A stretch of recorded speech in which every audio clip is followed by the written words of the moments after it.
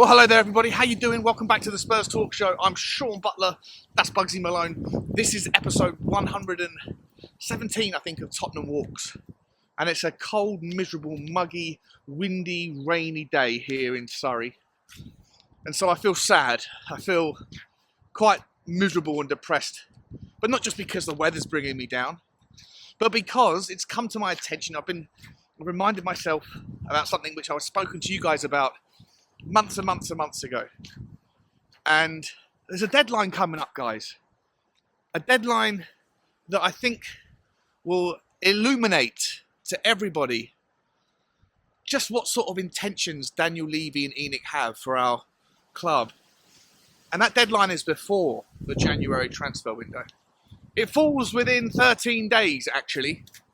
And whether or not an action is taken by that time will likely shape my opinion as to whether or not, Daniel Levy and ENIC have run their last mile, and whether my faith in them as an ownership model can last any longer. Before we get going, guys, on this, I guess, controversial topic day, please do me a favour, smash the like button for the channel, smash a subscribe if you haven't already. 3,980 of you have, but there's always 50-60% of people that watch these videos that haven't. Guys, please just hit the subscribe, show the love. It's free, costs you nothing, really helps the channel grow. Obviously do the notification bell thing as well if you'd like to be kept alerted to when we drop content on the daily.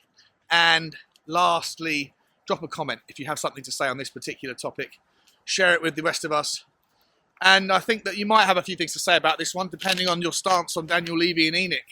Guys, if you remember, back in May, Bugsy, come here, please. Back in May of this year, you will remember this, ENIC decided to offer a cash injection of £150 million, interest-free, into the coffers of Tottenham Hotspur to support both on and off the field activities. If you also remember, we've only taken £100 million of that £150 million. There's still £50 million left in the bank, left in the ENIC escrow account, we'll call it. What you may or may not remember is that there was a deadline by which the money had to be taken. And if it wasn't taken by that date, then whatever wasn't taken, however much of it wasn't taken, would just get sucked back into the ownership coffers of ENIC and taken away from Tottenham Hotspur. Now that deadline in the papers was the end of the year. Now that could mean one of three different dates: end of the calendar year, end of the financial year for Tottenham, or the end of the tax year in the UK. But I'm pretty certain, 99.9% certain, that it's the calendar year, which leaves us with a resolution, guys, that if we don't hear an announcement that Tottenham have taken the last £50 million from the 150 within the next 13 days, then Tottenham lose that 50 million quid. It goes back into ENIC and never to be spoken of again.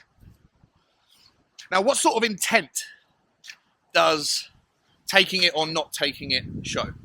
I think if you take the £50 million, it at least goes some way to show Conte and Paratici and the fans that the bare minimum will be done in January, that we'll take that 50 million, and that hopefully, I mean, I don't think £50 million touches the sides anymore, but hopefully that plus whatever, healthiness is in the coffers naturally from our various revenue stream generation, like the Champions League money, or the broadcast rights, or sponsorship deals, etc. Some of that can be added to the 50 million to make a nice round pool of, let's say, I don't know, 100 million, 120 million, something like that would be lovely. If I think that's dream world, but plausible. So I don't think you can really take too much from the idea that they're going to take the 50 million quid, because that's kind of par for the course. That's what everyone's expecting.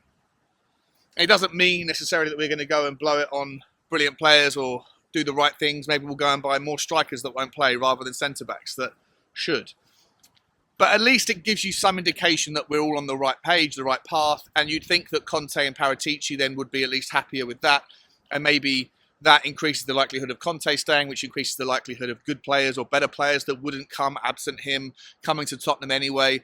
There's lots of kind of indirect collateral damage on the positive spin as to why it's a good thing. But I still maintain that it's kind of par for the course in my mind, in my book. It should happen. What do we take away from it though if it doesn't happen? If they renege on it and they let the clause lapse and the £50 million gets sucked back in? Well, to me, it's a terrible sign of intent. It shows you that the ambition for January is not really there, because maybe they're going to use the coffers in the club rather than the coffers that come from ENIC, and we'll talk about why that would be anyway in a second. So the intentions are bad. I also think that it's a PR disaster waiting to happen. Everyone that's ENIC out, that has been ENIC out, is going to scream from the rooftops, "I told you so." There'll be protests, no doubt. Can already feel people like my mate Brian Daigle rubbing his hands together. Looking forward to a bullish protest in January. Shout out to Brian. But see, people like myself that have been defenders of Daniel Levy, defenders of the ENIC regime, like, to me, unless there's a very, very good reason as to why they wouldn't take the £50 million, then that statement of intent that we were looking for, there is a statement of intent, but the intentions are poor. The intentions are meek and weak and pathetic. At the very time when you need them to get behind a project and go big, they decide to go home. Because we know that just around the corner, there are problems ahead for Tottenham. Manchester United are likely going to be bought out by people who have a disregard for money. And their biggest issues are hiding the sources of money, not finding the sources of money. Liverpool, probably exactly the same thing. All within the next 12 months, probably the next 6 months. By the very next summer transfer window, those two clubs could have as much money as they possibly could want being thrown at them by new owners that want to make an immediate impact. Liverpool, who are probably the team that would benefit most from having a loosened purse string, they're going to have no end to salary caps now. They'll have a far more liberal approach to paying the right money to the right players, something which they haven't really done before Mo Salah. Terrorizing threats of opportunity, cost and competition is on the horizon just from those two teams. We already know you've got Newcastle United that are making waves. No one predicted that within a year they would go from, where were they, second bottom of the league, something like that, to challenging for top four. And looking good for it, by the way. Eddie Howe and his management have aligned super well with the people at the top to find the right players for the right stage of their progression. Chelsea have got new owners that are spending money like it doesn't make sense. Now, you might look at that and think that they're going to be world beaters very quickly. I personally think that they're a bit rudderless with their strategy.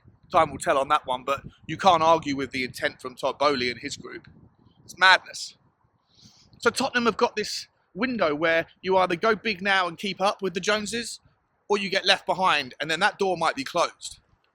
And if Tottenham don't take that £50 million, then I think that that's potentially ENIC and Daniel Levy's way of saying that they're not that bothered about the race.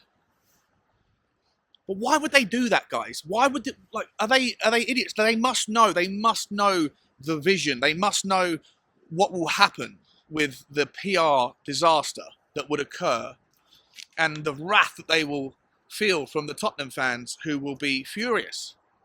It was all a smokescreen. There was never £150 million. There was the option for £150 million. They only took 100 and they wasted it anyway. That's what's going to be said. No intention. Levy out, ENIC out. And I get it. Unless there's a reason why. And the only reason that I could think of at the moment that would make them justify this is because they overvalued their own investment back in May. So they put £150 million down, potentially, with the rules being it was interest-free. There was not going to be any more interest or debt on the club's head. It was going to be given, but the access to that capital came at a dilution of ownership to the people who are in the shareholder base who didn't contribute the money, i.e. the minority shareholders. Daniel Levy and ENIC were putting the money in. Joe Lewis was putting the money in, but it was all coming from ENIC anyway. And their ownership was going to go from, I think, 67.9% to 69.9%. I might be wrong on those particular numbers, but it's essentially an increase of the ownership by 2%. Now, if you do some very simple back of the kind of cigarette box mathematics on that, then you quickly figure out that that £150 million values, for 2% ownership, values the club at £7.5 billion, which is madness. It's madness to anyone who was looking at it at the time, but they did it anyway. Why would they do that? Well, generally speaking, guys, if you're someone who's trying to, in the future, get funding from new investors into a company, then one of the rules of thumb of how the new owners, the new investors can figure out what is the valuation of a business that is difficult to put a valuation on anyway, is to see what was the valuation of the previous money that came in. And if the last people that put money into Tottenham Hotspur, regardless of whether it was the current owners or not, valued the share ownership at 7.5 billion, then that is the baseline of which negotiations can start. It doesn't mean that the new owners have to pay more, but it just means that that's a realistic level in which the conversation can begin. And then from there, you make your arguments over where the valuation goes. So for me, it was somewhat clever in as much as they were trying to establish their own valuation for future potential buyers, that the club was worth this much money. And because at the time, there hadn't been any other clubs in England that were being bought out for a specific valuation that were close to Tottenham's brand value. Newcastle had happened, but Newcastle was a completely different beast, far cheaper and in a difficult and different situation. Chelsea was happening at the time, but there was no details as to what that price was. So they gambled. Since then, the noise has come out that Chelsea's valuation landed somewhere between 3.5 and 4.5 billion, depending on who you ask and where you read. And if you look at all the different valuation metrics on how you would value a football club, traditionally, you look at revenue, you look at brand value, you look at the ratios between your squad asset values and the staff salaries, look at the debt on the club, look at whether the training ground is worth X or Y, whether the stadium is worth X or Y, how that's been financed, etc. In my estimation, doing some, again, rudimentary math, and I will do a video on this to demonstrate how I feel this way, I think that Tottenham and Chelsea are valued roughly about the same.